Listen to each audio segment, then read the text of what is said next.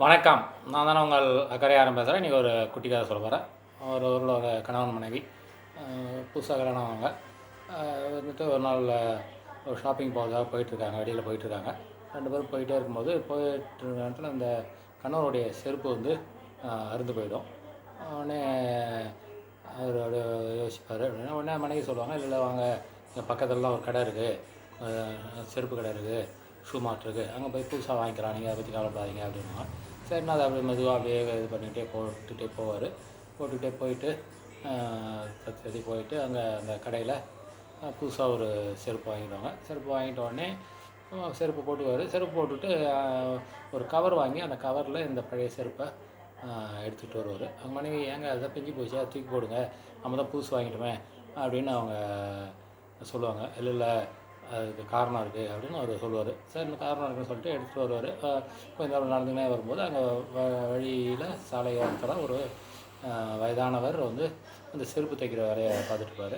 அந்த செருப்பு தைக்கிற வேலையை பார்த்துட்டு கொண்டு போய் கொடுப்பாரு, இதை தைச்சி கொடுங்கன்னு. அவர் உடனே ரொம்ப சந்தோஷமாக ரொம்ப முகமலர்ச்சியோட தைச்சி கொடுப்பாரு. தைச்சி கொடுத்துட்டு எவ்வளோன்னு கேட்பார். காசு 50 ரூபா கொடுங்க அப்படின்னாரு. உடனே அந்த 50 ரூபா கொடுத்துட்டு அந்த செருப்பை வாங்கிக்குவார். செருப்பு வாங்கிட்டு வருவார். மனைவி கேட்பாங்க, ஏங்க நீங்கள் புது செருப்பு வாங்கிட்டீங்க, எதுக்கு அப்புறம் அந்த பழைய செருப்பு தைச்சிக்கிட்டு இருக்கீங்க, அதை போட்டுற வேண்டியதானே அப்படின்னு கேட்பாங்க. 2 காரணங்கள் இருக்குது. முதல் காரணம், இப்போ இதுவே தொழிலாக ஒருத்தர் வச்சுக்கிட்டு இருக்கார், அவருக்கு ஒரு உதவி பண்ண மாதிரி இருக்கும், அதுதான் முதல் காரணம் அப்படின்னு சொல்லுவார். அப்படின்னா நீங்கள் அந்த அவருக்கு வந்து ஒரு 50 ரூபாயை இலவசமாக கொடுத்துட்ருக்கலாமே, அதே அந்த செருப்பை வச்சு இது பண்ணுறீங்க அப்படின்வாங்க.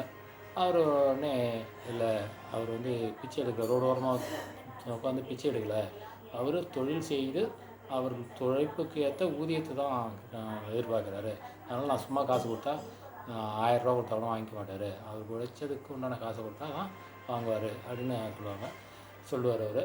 அப்போ அவங்க பெருமிதமாக நினைப்பாங்க கணவனை பற்றி. அதே நேரத்தில் இன்னொரு காரணம் என்னங்க கேட்பாங்க, இந்த செருப்பு வந்து ஒரு 2 வருஷமாக நான் போட்டுக்கிட்டுருக்கேன், எனக்கு எல்லா விதத்துலேயும் உதவியாக இருந்து கால் பார்த்த மண்ணில் படாமல் பாதுகாத்துருந்தது, அது சும்மா சின்ன லேசாக கீழேயாக தூக்கி போட்டுறக்கூடாது, அதை வச்சு தச்சு வச்சுருக்கேன், எப்பயாவது ஒரு நேரத்தில் ஒரு அவசரத்துக்கு அந்த செருப்பு உதவும், அதனால தான் அதை வச்சுருக்கேன், அந்த செருப்பை நம்ம உடனே வேறு செருப்பு வாங்கிட்டோன்னா பழைய செருப்பு தூக்கி போடக்கூடாது அப்படின்ட்டு சொல்லுவார். 2 விஷயங்கள், ஏழைகளுக்கு உதவ வேண்டும், அதே நேரத்தில் நமக்கு உதவி செய்தவர்களை உதாசீனப்படுத்தக்கூடாதுன்றது அந்த கதையின் சுருக்கம். நன்றி, வணக்கம்.